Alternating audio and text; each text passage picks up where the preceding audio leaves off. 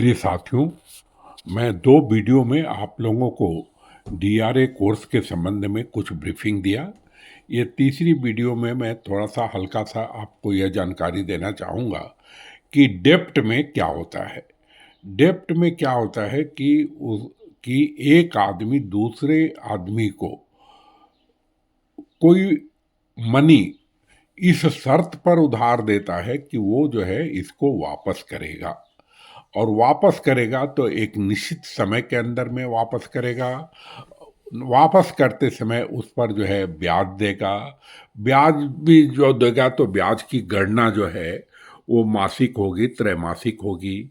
दूसरी बात जो है वो पैसा लौटाएगा और ये कोई गारंटी नहीं है कि वो पैसा लौटाएगा ही है, तो आप इसके बदले सिक्योरिटी कुछ देगा। सिक्योरिटी में जो है जो ऋण से जो वस्तु खरीदेगा उसको प्राइमरी सिक्योरिटी बोलते हैं। और भी उसको सुरक्षित रखने के लिए दूसरी सिक्योरिटी देता है, उसको कोलेटरल बोलते हैं। तो दूसरी बात जो है, जब वो ऋण लेगा तो कुछ लिखित हमको वादा पत्र देगा, जिसमें मुख्य पत्र जो होता है उसको डिमांड प्रॉमिसरी नोट या डीपी नोट बोलते हैं। डीपी नोट जो है नेगोशिएबल इंस्ट्रूमेंट एक्ट के अनुसार से ड्राफ्टेड है, जिसमें कि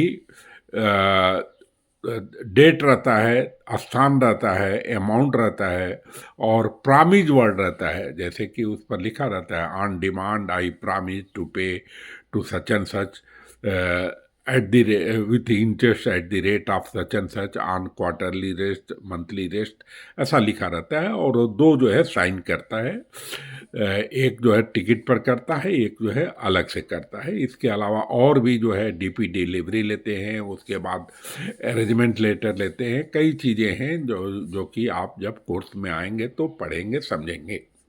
दूसरा रिकवरी जो है, रिकवरी के संबंध में मैं पहले वाले उसमें बतलाया कि रिकवरी के लिए आपको जो है कब जाना है, और यदि वो रिकवरी का ड्यू हो गया उसके बाद भी नहीं दे रहा है तो वो अकाउंट जो है कैसे कैसे क्लासिफाई होगा, फिर आपको क्या क्या रेमेडी होगी। आपके अंदर सॉफ्ट स्किल का चैप्टर है जिसको पढ़ाया जाएगा, ताकि आप जो है कठिन से कठिन जो है बारवर के पास समय के अनुसार से जा कर के, जैसा कि सुप्रीम कोर्ट का भी आदेश में था जिसको कि मैं नहीं कवर किया, कि उनके बारवर के घर जाने का समय जो है निश्चित होगा, उसी समय आप जाएंगे, प्री इंटीमेशन दे के जाएंगे।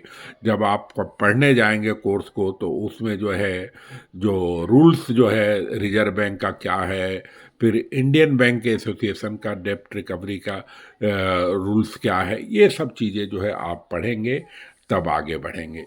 अब रही बात, एजेंट शब्द आया है। एजेंट क्या है? एजेंट सामान्य रूप से जो है उसका डिफिनीशन इंडियन कंट्रैक्ट एक्ट में दिया गया है, जिसमें कि 9-10 जो है रिस्पॉन्सिबिलिटी का वर्णन किया गया है। उसके अलावा आप कोई रिस्पॉन्सिबिलिटी देते हैं तो स्पेसिफिक रिस्पॉन्सिबिलिटी रहेगी, और उसको जो है इंडियन कंट्रैक्ट एक्ट के अनुसार से जो प्रिंसिपल व्यक्ति है जो अपना काम खुद नहीं कर सकता और किसी दूसरे को नियुक्त करता है कि आप जो है ये तीसरे आदमी से ये काम करके करा के लाएं, तो उसमें जो एग्रीमेंट होगा तो वही चीज़ें जो है उसमें रहती है। उसमें भी आपके चैप्टर में एजेंट का ये क्या है, डिफिनीशन क्या है, एजेंट का राइट्स क्या है, ड्यूटीज क्या है, यदि कोई डेविएशन होगा तो कैसा होगा, और एजेंट जो है अपने प्रिंसिपल के प्रति जो है कितना वफादार रहेगा, रूल्स को कैसा फॉलो करेगा, उसके बिहाफ पर ये सब पढ़ेंगे। तो धन्यवाद के साथ हमारी शुभकामना कि आप लोग जो है बहुत अच्छा से इस कोर्स को करें, पढ़ें, समझें और आगे बढ़ें।